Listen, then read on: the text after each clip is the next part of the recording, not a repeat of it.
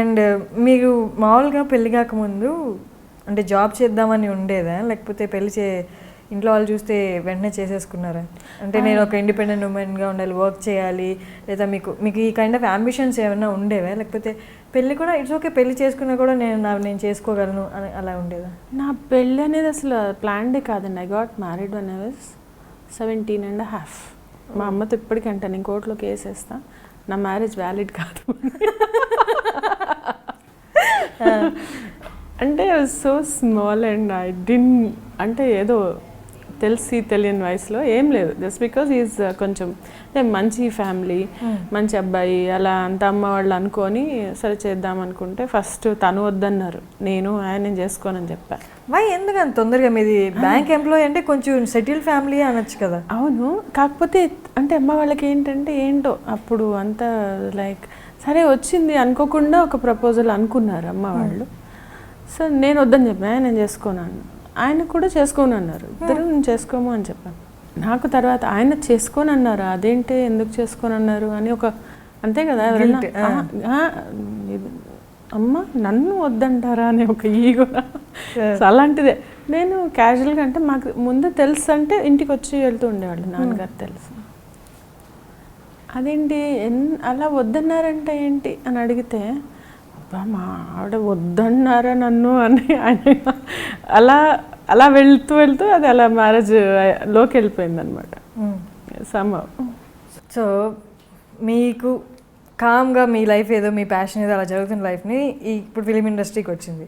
ఇక్కడ అంతా ఎలా ఉంటుంది అంటే అక్కడ కూడా మీ ప్రొఫెషన్లో మీరు 10 మందితో మాట్లాడాలి, కానీ ఎలా ఉండేది కొంత హెల్దీ ఇంటరాక్షన్స్ ఉండేవి. ఇక్కడ ఎలా ఉంటాయంటే హెల్దీ ఇంటరాక్షన్స్ ఉంటాయి, మంచిగా మాట్లాడే వాళ్ళు ఉంటారు, పోక్ చేసే వాళ్ళు ఉంటారు. సో ఎలా అనిపించింది ఇండస్ట్రీ?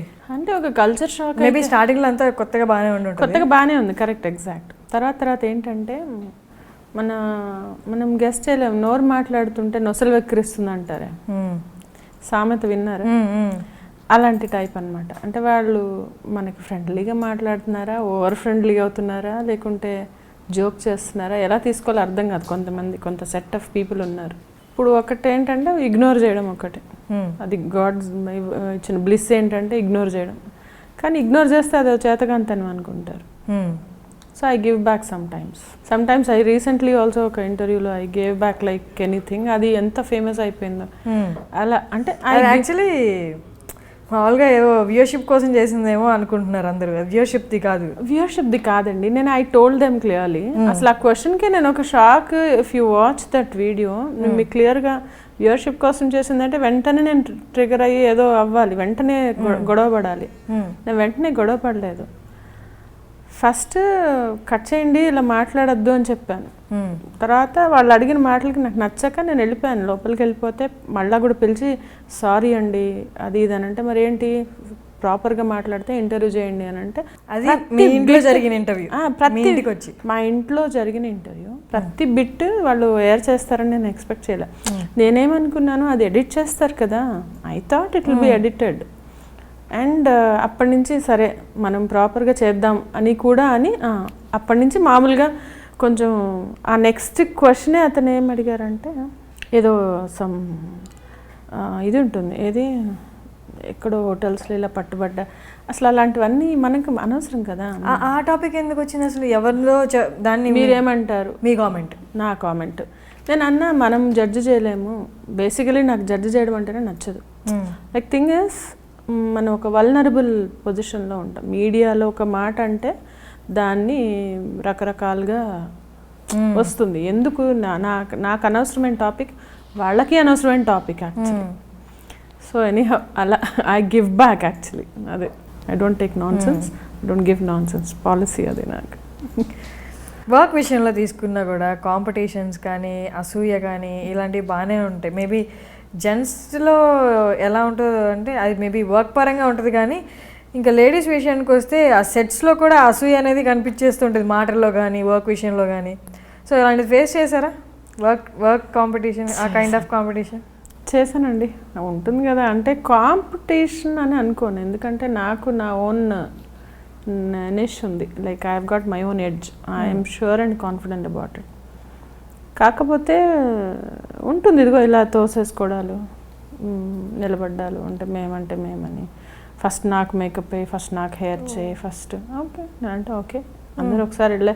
నా షార్ట్ పెట్టాలంటే నేను అందుకే మేకప్ వాళ్ళని అడుగుతాను, ఫస్ట్ ఎవరు కావాలి మీకు, వాళ్ళని చేయండి. నేనున్నాను, నేను లేను, ఓకే ఐ వెయిట్, లాస్ట్లో చేసుకుంటా పీస్ఫుల్. కానీ పీస్ ఇక్కడ ప్యూరిటీ రెండు చాలా ఇంపార్టెంట్ కదా. ఎగ్జాక్ట్లీ. సో నాకు అది కావాలి, అండ్ అది నేను అవతల వాళ్ళు చాయిస్ ఇవ్వను, నేను I will make sure that నేను తెచ్చుకుంటాను. అలా ఆ కాంపిటీషన్ ఉన్న I not let it touch me. ఒక వాన పడుతుందండి, ఏం చేస్తాం మనం, గొడుగు. ఐ యూజ్ అలాంటి వాటికి ఒక గొడుగు వేసుకొని కూర్చుంటాను నేను, ఇట్ డజంట్ టచ్ మీ. ఇంకా మీ వర్క్ గురించి వస్తే, ఎంటర్ అవ్వడం ఏమో నార్మల్గా అన్ప్లాన్డ్గా వచ్చేసారు. తర్వాత యాక్టింగ్ కానీ ఎక్కడైనా కష్టం అనిపించి నేర్చుకోవడం కానీ లేదా వీడియోస్ చూడడం కానీ అలా ఏమైనా చేశారా? ఎక్కడైనా ఏదైనా సీన్ కష్టం అనిపించడం కానీ ఇప్పటిదాకా అనిపించలేదు? యాక్టింగ్ కష్టం అస్సలు అనిపించలేదండి, ఇప్పటిదాకా అనిపించలేదు. నాకు కష్టం అనేది ఒకటే అనిపిస్తుంది, ఆర్టిఫిషియల్గా నవ్వడం రాదు నాకు. నవ్వడం అంటే ఇలాంటివి రాదు అసలు. ఎంత అతికినట్టు అసహ్యంగా ఉంటుందంటే నా ఫేసే అసహ్యంగా అయిపోతుంది నవ్వుతుంటే.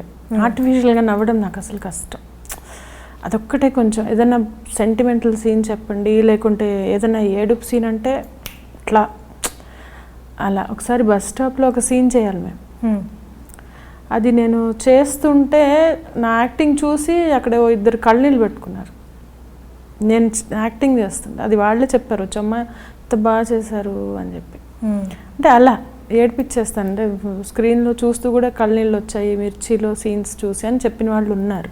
కానీ నవ్వుతూ ఒకలాగా అంటే ఒక నవ్వులు ఆర్టిఫిషియల్గా నాకు అదేంటో అది కష్టం అనిపిస్తుంది. అది I think I should learn. ఇప్పుడు ఇలా ఉన్నానా స్క్రీన్ మీద, మాధవి గారు మీరు నవ్వుతూ ఇలా ఉండండి అనగానే నా బిగుసుకుపోతాను.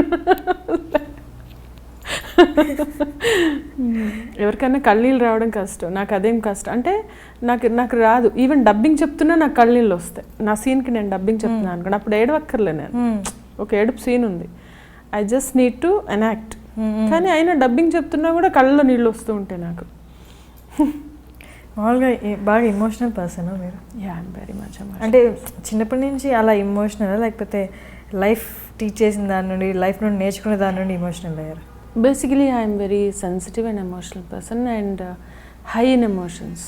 హేట్రెడ్ వచ్చినా హై, లవ్ ఉన్న హై, కోపం అంటే అవన్నీ కోపం హేట్రెడ్ మేనేజ్ చేస్తాను, otherwise like they will shake us కదా. అలా highly emotional, highly sensitive, hyper. సరే,